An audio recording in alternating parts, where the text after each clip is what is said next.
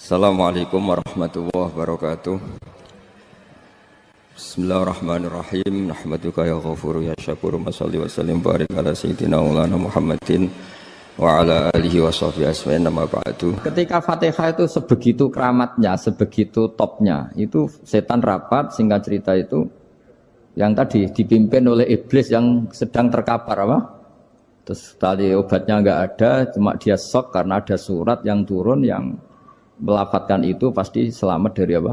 Neraka. Nah ini gimana saran Anda? Sarannya adalah bikin orang-orang itu lupa, tidak baca Fatihah. Nah ini rapatnya iblis. Idzabu wajtahidu hatta tufilu qulubahum hatta la yaqulu hadis surah. Kala yuksiru qira'ataha wa la yakunu lahum ajrun wa thawabun bal yakunu lahum adzabun wa iqabun. Kemudian yang terakhir saya beri ijazah tentang Al-Fatihah ya, karena ini surat yang populer. Kalau saya ijazahi Quran 30 juz pasti sampean enggak hafal. Atau ijazah surat Baqarah. Kalau mau Baqarah mau. Ijazahi surat Baqarah mau 2 juz setengah. Mau Mas Asep? Ya Fatihah aja yang gampang ya. Nah, ya kulhu Fatihah ini paket ringan ini. Tapi pahalanya apa? Besar. Ini beda ya, artinya selama ini mungkin Anda baca tapi monoton ya. Tapi ini saya bacakan teks aslinya tentang istilahnya itu mazaya itu kelebihannya Fatihah. Saya baca Arabnya dulu, nanti ini terakhir ijazah tadi kan saran-saran umum tentang sosial. Ya, pokoknya jadikan kebaikan itu punya nilai sosial yang baik lah. Jadi nanti orang yang nggak amanah nggak laku, ya calon bupati, gubernur, presiden yang nggak amanah juga nggak laku. Begitu juga kiai yang tidak amanah juga nggak laku, suami yang nggak amanah juga nggak laku, istri yang nggak amanah juga. Sehingga kebaikan ini jadi nilai sosial yang dalam tanda kutip sudah keniscayaan. Yang diinginkan Allah itu seperti itu, bukan kebaikan yang dipaksakan karena kekuatan negara. Maksudnya kalau bisa kebaikan itu tidak usah dipaksakan. Memang sudah satu kebutuhan. Kayak cerita-cerita di negara maju itu, bahkan apapun jatuh itu nggak ada yang ngambil apa itu. Makanya gambarannya Mekah Medina kan gitu kan, barang jatuh nggak ada yang berani apa ngambil. Itu saking sudah jadi sistem. Sehingga banyak negara di Eropa itu yang sampai nggak punya tentara, nggak punya polisi karena kebaikan itu sudah. Nah kita kan masih capek, polisinya aja capek apalagi masyarakatnya, karena ya kebaikan itu belum jadi nilai apa bersama. Nah kita selain ditopang negara, ada polisi, ada tentara, itu kita usahakan kebaikan itu jadi nilai apa bersama. Tadi wa'tamiru bainakum bima'ruf. Dan kita punya reputasi yang bagus dalam bab ini. Saya masih ingat kecil saya itu yang jilbaban hanya keluarga kiai. Sekarang rata-rata masyarakat itu jilbaban. Dulu yang sekolah SMP, SMA itu jilbaban kadang dulu malah dilarang ya, harus sama seperti itu seragamnya. Sekarang sudah boleh. Dan nyaman. Lama-lama yang dapat simpatik ya yang pakai pakaian model tertutup seperti itu. Lama-lama gamane cara wong golek mantu ya golek yang seperti itu daripada yang blodor. Lama-lama jadi nilai bersama. Ya ingin saya seperti itulah. Di terminal juga sama.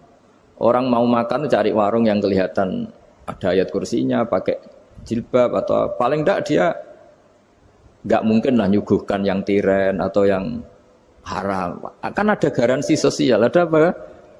Ada garansi apa? Sosial dengan penampilan yang soleh itu kan, masa iya nyuguhkan oplosan babi itu misalnya itu. Jadi nilai sosial itu harus, ya tadi harus benar-benar jadi nilai. Sehingga negara biar enggak capek-capek. Polisi juga gak capek kan, karena tugasnya corong Jawa mau ngawat-ngawati tok, tapi sudah tidak perlu tegang karena kebaikan sudah jadi nilai apa bersama. Ya ingat-ingat ya ayatnya tadi, wa'tamiru bainakum bima'ruf. Jadi kebaikan itu harus jadi nilai bersama. Iktimar itu menjadi urusan bersama. Makanya kalau kita rapat besar disebut apa? Muktamar. Muktamar itu urusan bersama. Ya tadi, imamnya sholat juga menopang Gojek karena enggak lama-lama nopang Grab, nopang Kernet, nopang penjaga Indomaret, penjaga bensin, pom bensin. Lah dia hanya punya waktu 5 menit terus imamnya baca Baqarah kan. Iya imamnya mursyid, mungkin dia tambah lama tambah dapat aplaus dari muhibbinnya, tapi makmumnya dia tambah lama tambah dapat penghormatan dari pecintanya, tapi kitanya wah khusyuk wali kan dia dapat status naik lah, kita yang sudah tidak ikut jadi wali diganggu apa pekerjaannya. Kalau ada imam seperti itu sampai mufarokoh saja, niat ya Allah sampai sini saja saya makmum orang itu, silakan orang itu punya urusan sendiri dengan jenengan ya sudah, atau salib saja apa. Nah, itu boleh kalau dalam fikih namanya apa? Mufarokoh. Mufarokoh itu niat. Tapi kamu jangan langsung selonong mufarokoh, niat dulu. Pamit sama Allah bahwa sekarang mau mufarokoh. Ya, tapi ya jadi sholat yang aneh kan, imamnya masih rukuk, kamu terus sujud, terus apa-apa selesai ya.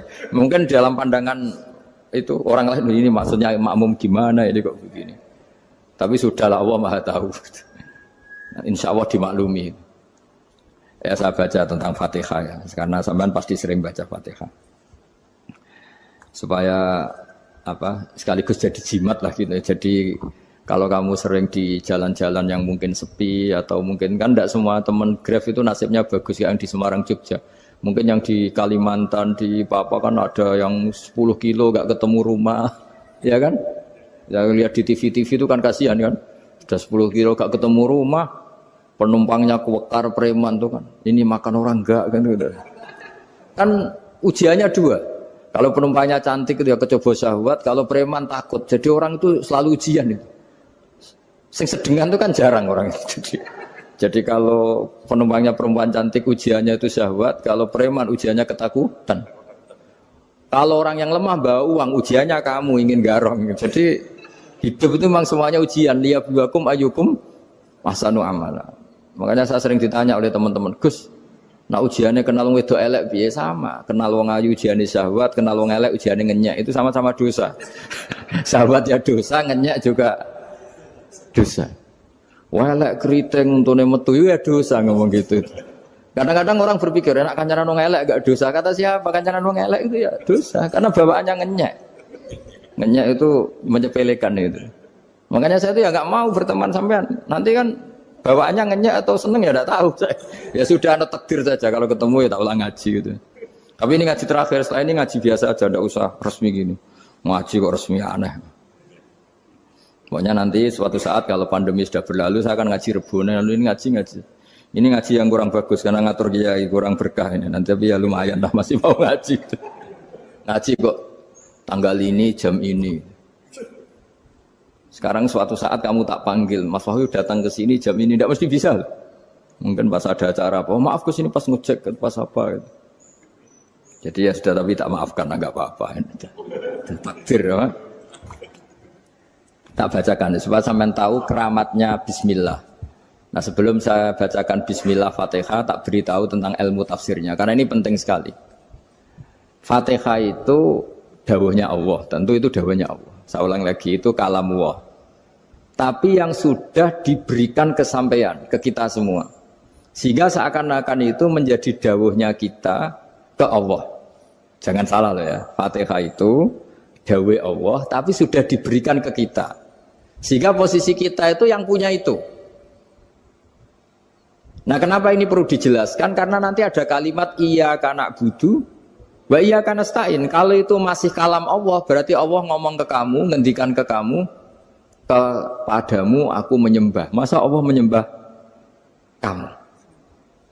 Nah, sehingga ilmu tafsir itu menyelesaikan itu dulu ya. Saya ulang lagi ya, sebelum sampean sering baca Fatihah, aku yakin ya sering baca. Tapi barokahnya tidak paham itu tidak pernah janggal. Enggak paham itu ya penting supaya tidak iskal, tidak janggal.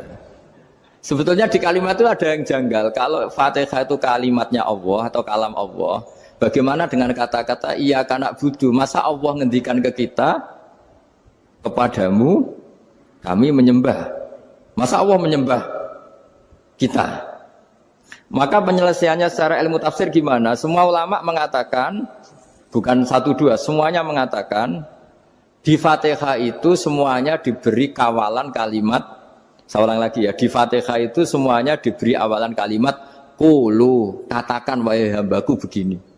Ya, katakan wahai hambaku begini. Nah, begini ini pelajaran dari Allah yang sudah diberikan ke kita. Terus kita mengatakan bismillahirrahmanirrahim, alhamdulillahirabbil, termasuk kita mengatakan iyyaka na'budu wa iyyaka nasta'in. Jangan bayangkan Allah ngendikan ke kita. Kalau Allah ngendikan kita berarti gini, hei wahyu ihdinas siratal mustaqim, tunjukkan saya jalan yang benar. Nah nanti kamu terus, ya Allah, Anda aja minta tolong saya minta tolong siapa kan, jadi panjang kan. Ya saya ulang lagi ya, jadi itu di Ulumul Quran diterangkan gimana sebelum baca Fatihah ya. Fatihah itu kalamullah, ngendikane Allah, tapi yang sudah diajarkan ke kita dan sudah milik kita, sehingga kalimat itu menjadi milik kita. Tapi ya kalamullah, tetap kalamullah, tapi sudah menjadi milik kita. Udah paham ya? Ya pinter nah. Ya, karena kalau tanpa penjelasan seperti ini, Anda akan iskal. Bagaimana Allah, iskal itu janggal, bagaimana Allah mengatakan iya karena butuh. Kan jadi aneh kan? Ya, jadi tak jelaskan secara ilmiah ya. Jadi kata ulama-ulama tafsir, ayat-ayat Quran seperti ini sebetulnya dimulai dari qulu apa? Meskipun enggak dilafatkan. Itu kan sama dengan qul huwallahu ahad Muhammad, katakan kalau Tuhan itu satu. Ya namanya Quran itu kan kalam Allah, membina nabinya, membina umatnya. Makanya dikatakan atau enggak, di sini tersembunyi kata qulu, katakan.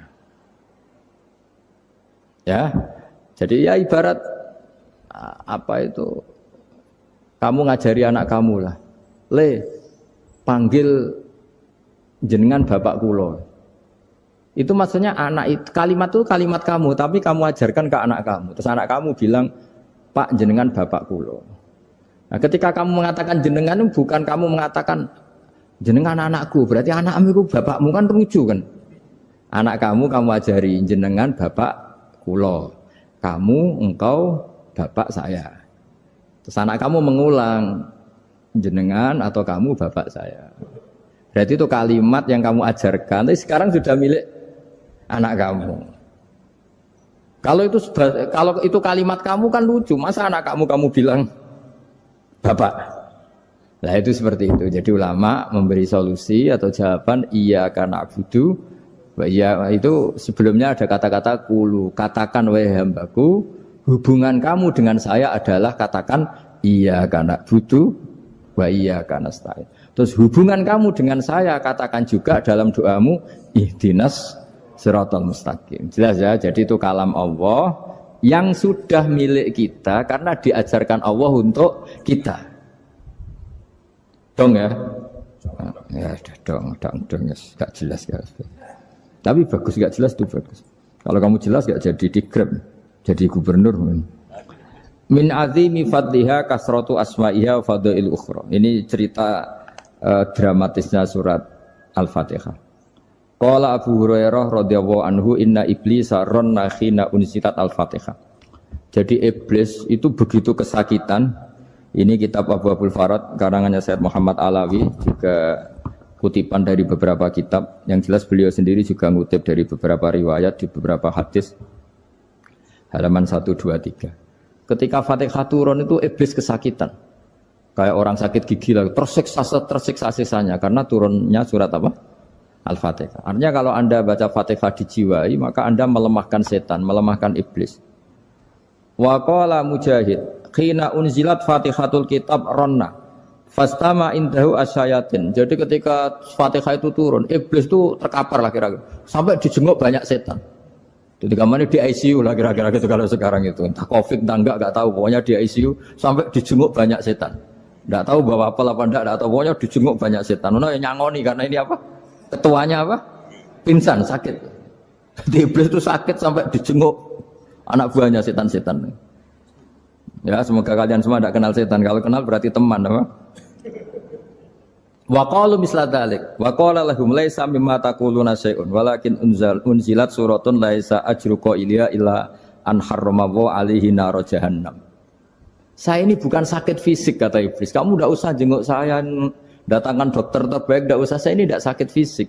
Saya ini sakit karena ada surat yang diturunkan, yang pahala yang melafadzkan surat itu pasti selamat dari neraka.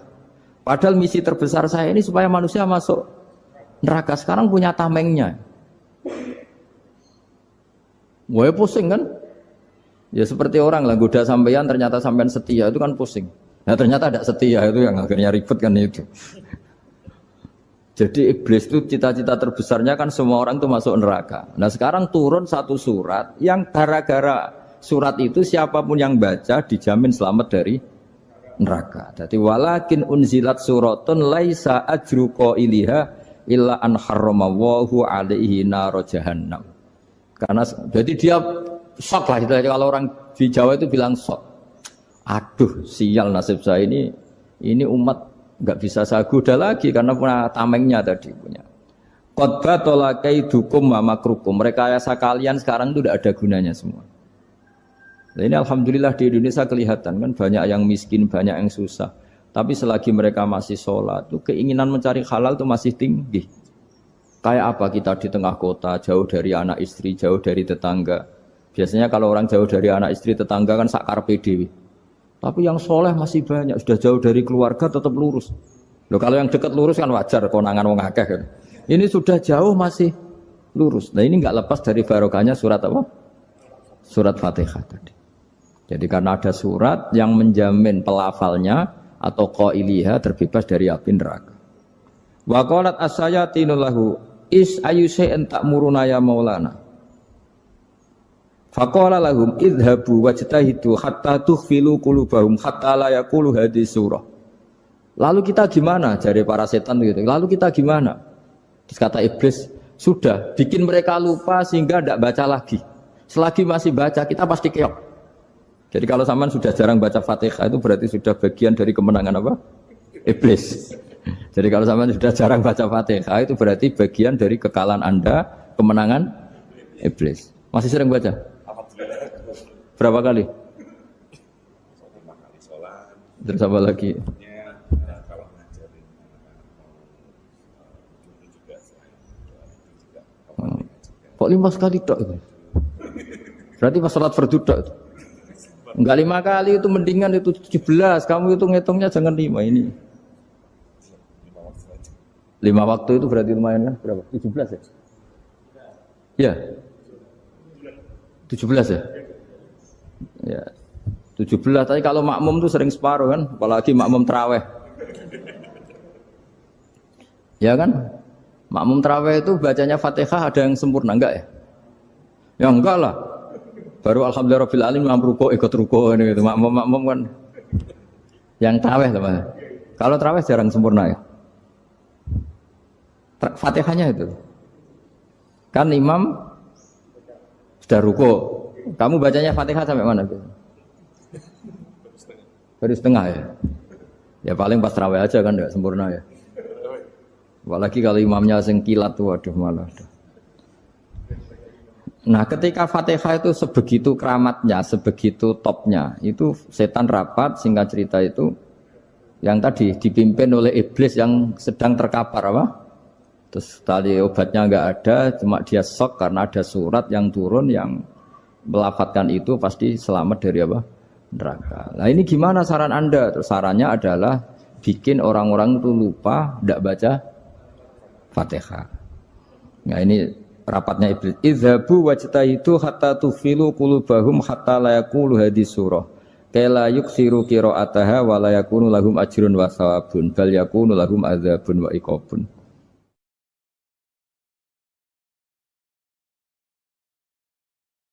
Jadi saya mohon selama ini Anda sudah baca, tapi mungkin hanya rutin saja. Napa rutin saja? Tapi barokahnya ngaji ini kamu punya kekuatan atau punya semangat membaca karena ini surat yang luar biasa. Ibarat gini, kalau sampean tanya, saya juga sering mikir, masa Gus hanya surat kok punya kekuatan seperti itu? Di dunia ini kata Allah, mulai Nabi Adam sampai kiamat, nggak ada yang bisa menandingi kekuatan kalimah. Kalimah itu kata-kata, nggak ada yang bisa menandingi kata-kata. Misalnya Anda nge-grab, berangkat istri cuek, berangkat cuek. Itu beda dengan ketika meskipun satu kalimat. Wes Pak, muga-muga dilindungi pangeran, mugi-mugi jenengan selamat. Itu menjadi teduh dan semangatnya luar biasa karena kayak mendapat support. Jadi kira-kira kalimat itu hubungannya kita dengan Allah, Fatihah itu seperti itu. Kamu melafadzkan satu kata-kata yang dibenarkan langit bumi, dibenarkan aras, dibenarkan malaikat, dibenarkan semua penghuni di dunia ini. Sehingga itu efeknya luar biasa. Itu seperti gini ya, kamu cerai sama istri, terus nikah lagi katut